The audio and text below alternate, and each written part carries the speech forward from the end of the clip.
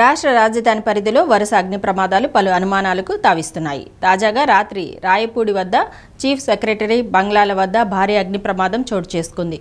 అమరావతి నిర్మాణ పనుల కాంట్రాక్ట్ సంస్థ మెగా ఇంజనీరింగ్ కంపెనీ నిల్వ చేసిన పైపులకు నిప్పంటుకుంది. భారీ మంటలు వ్యాపించడంతో కంపెనీ సిబ్బంది పోలీసులకు సమాచారం అందజేశారు.